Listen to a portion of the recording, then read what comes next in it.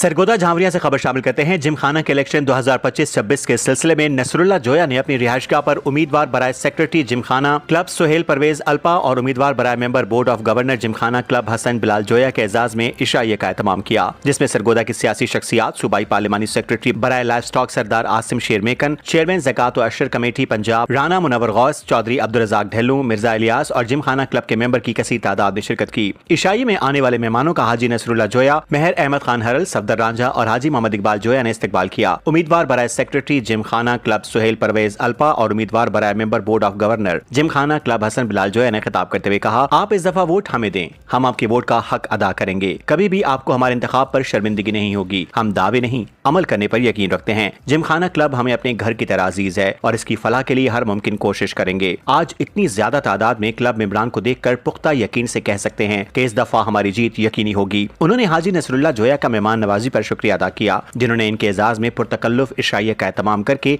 इज्जत अफजाई की, जिसको वो हमेशा याद रखेंगे। आखिर में हाजी नसरुल्लाह जोया ने आने वाले तमाम मेहमानों का शुक्रिया अदा किया और अपील की कि इलेक्शन जिमखाना क्लब 2026-28 में उम्मीदवार बराए सेक्रेटरी सुहेल परवेज अल्पा और उम्मीदवार बराए member board of governor Hassan Bilal Joya को वोट देकर तारीखी फतह दिलाएं। रिपोर्ट जफर अब्बास, तहसील रिपोर्टर शाहपुर झांवरिया।